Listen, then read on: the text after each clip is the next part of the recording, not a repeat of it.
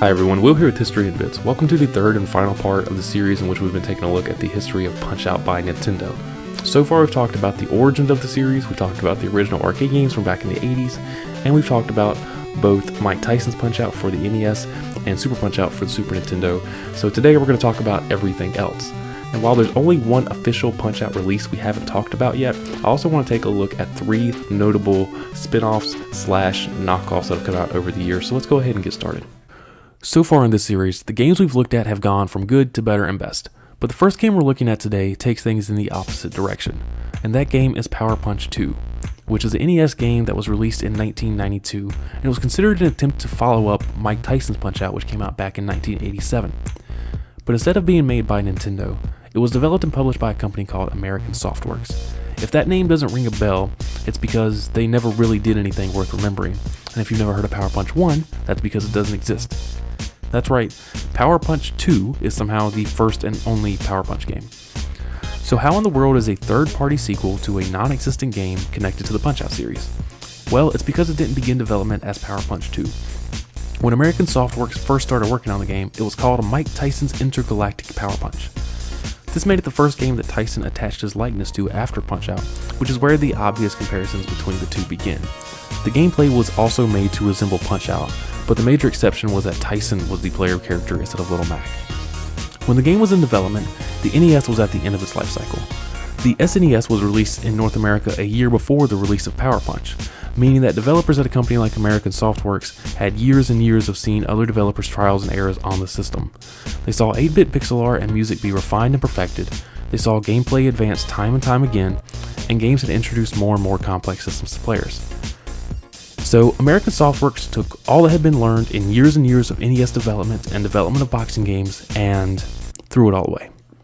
The game was made to play similarly to Punch-Out, but it failed in practically every way. The great pixel art and character design, gone. The fast reflex-based gameplay, gone. And the awesome music to accompany your fights, you guessed it, it's gone too. I mean, let's just take a look at the premise of this game from when Mike Tyson still had his likeness in it. So Mike Tyson, being the greatest boxer in the world who no human could possibly ever defeat, sits down with Don King, and they come up with the obvious answer to find Tyson new opponents. They fly to space, as one does, and fight aliens. Along the way, old Mike encounters aliens with great names such as Helmet Skull, Lex Lump Blocker, and Pugly Positronic. So while development was going smoothly on this fine project over at American Softworks, a wrench was thrown in when Tyson, the hero of this kid-friendly video game, was arrested for rape in July of 1991. It was at this point that American Softworks stripped the Tyson name from the game and changed it to Power Punch 2. Development was virtually complete before the incident, so only minor changes were made. Mike Tyson was changed to the fictional character Mark Tyler, and minor appearance changes were made to his likeness, and the appearance of Don King was changed slightly as well. The story and the gameplay remained, unfortunately, unchanged. When the game released in 1992, it didn't exactly receive much fanfare. The few publications that covered it considered it to be an inadequate follow-up to Punch-Out, and critics slammed the poor graphics, gameplay, and sound design. In 2009, just a few weeks before the release of Punch-Out for the Wii, the ROM of Mike Tyson's Intergalactic Power Punch was leaked online and is still available today. For the second game I want to talk about today, we're going to need to go back in time a bit to before Punch-Out came to the NES and it was still an arcade game. Though Super Punch-Out was the last arcade game in the series, Nintendo made another game using the design of the Punch-Out cabinets and games. They used the crazy dual monitor setup from Punch-Out and made a game called Arm Wrestling. Arm Wrestling was the last self-developed and published arcade game Nintendo ever made, and they didn't exactly go out with a bang. It came out in 1985 and it did not set the world on fire. In fact, the most memorable part of the game is the obnoxious sound effects the competitors make. The real-world game of arm wrestling did not transfer well to a joystick, and maybe it was a sign that someone else needed to handle development of the arcade games while Nintendo focused on home consoles. Before moving on to the next game, there's a bit of arm wrestling trivia I'd like to pass on to you first. In the game, none of the opponents shared a name with any character from Punch-Out.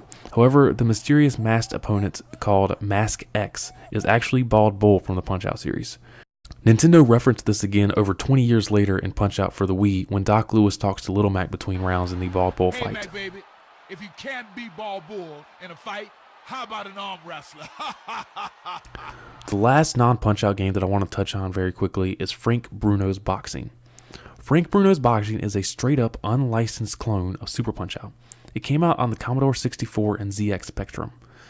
Normally, I wouldn't bother giving a clone the time of day in one of these videos, but what makes this worth mentioning is Frank Bruno's attachment to the game. Frank Bruno is a real-world British boxer who fought at the same time as Tyson, and he actually fought Tyson twice, though he lost both times. The gameplay, graphics, and sound were all worse than Super Punch-Out itself. The game did at least introduce some new boxers, but the first three were all just renamed Punch-Out characters. In Frank Bruno's Boxing, Bear Hugger was renamed Canadian Crusher, Dragon Chan became the even more offensively named Fling Long Chop, and the famous Soda Popinski became Andra Pancheradov. Having this real-world boxer attached to what feels like a bootleg Super Punch-Out is a strange occurrence that I wanted to mention in this video. And personally, I doubt Frank Bruno knew exactly what he was putting his name on when he signed the contract to be in the game. Okay, so now I'm done talking about all the spin-offs and the clones, and we can talk about a real Punch-Out game again. The only one left to talk about is Punch-Out for the Wii, which came out almost 10 years ago in 2009. In 2008, when Nintendo announced they would be revisiting the series, it had been almost 15 years since Super Punch-Out was released on the SNES. 2 console generations had passed without a sequel, and never had a Punch-Out game been made in a 3D engine. Nintendo took on the challenge though and succeeded. If there's one thing Nintendo can do well, it's making new versions of old games that retain the feeling of playing the original game. The best way to describe this version of Punch-Out is as a love letter to fans of the NES release from over 20 years before. Little Mac and Doc Lewis were back and better than ever. Nintendo re-recorded new versions of music from earlier games, reenacted cutscenes from Mike Tyson's Punch-Out, and even kept some of the patterns and attacks of the many classic characters. Of the 12 regular opponents in the game, 11 were from earlier games in the series. The only new fighter was Disco Kid, who's in the minor circuit. Being a Wii boxing game, Nintendo of course made it a motion control game. This angered many fans, but it was possible to change the control scheme to one that was similar to that of the NES game. When played in this configuration, the game felt a lot like its predecessors. Gameplay was tight, opponents' patterns were designed well and required the player to memorize them and take advantage of opportunities to counterattack. The game's progression was much the same as what was found in earlier games. Players take on the role of Little Mac as he climbed the ranks through the minor, major, and world circuits to become champion. Nintendo didn't stop there though. After becoming champion, Little Mac continues on to have to defend his title against each and every opponent he fought before.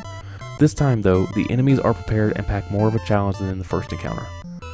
Once title defense mode is beaten, there's even more. Little Mac then decides he wants to go out with a bang before retiring in what is called the Last Stand mode. Players then face an onslaught of randomized opponents until either Little Mac loses 3 times or goes 10 matches without a loss. In this mode, there's a chance that one of the random fighters could be Donkey Kong, and defeating him unlocks him as an opponent in exhibition mode. If the player loses 3 matches, Little Mac loses the belt and retires. If they don't lose though, yet another mode is unlocked, Champions mode. In Champions mode, the red and yellow flashes that tell the player a punch is coming or that there's an opportunity to gain a star are gone, and any hit from an opponent equals an instant knockdown for Little Mac. So with all of that, what I'm saying is that Nintendo packed a lot of Punch-Out into a single game when they brought it to the Wii. It put smiles on the faces of fans of the series from way back in the day, and it probably got a lot of controllers thrown across the room from newcomers as well. Nintendo wasn't done with surprises yet though. Shortly after this release, Doc Lewis's Punch-Out was announced as a WiiWare title available exclusively to Platinum status members of Club Nintendo. This was essentially an extension to Punch-Out in which the player plays as Little Mac training with Doc Lewis and is presumably a prequel to the full Wii game. Before Club Nintendo was shut down in 2015, it was made available to all Club Nintendo members, and Doc Lewis's Punch-Out did contain some pretty fun moments like this. Check this. No! Now you done it. You won't like Doc when he's angry. Ah! Now, as of the recording of this video, Nintendo has announced no plans to continue the Punch-Out series. So if Punch-Out for the Wii is the final chapter in the series that Genyo Takeda first created over 30 years ago, it's a great epilogue to the saga of Little Mac and Doc Lewis. Thanks everyone for watching. Hope you found this video enjoyable. Now that I'm done with the Punch-Out series, I'm going to take a look at other games and series that I might want to make some videos on and go with. If you have any suggestions, please feel free to send them in. And again, thank you for watching.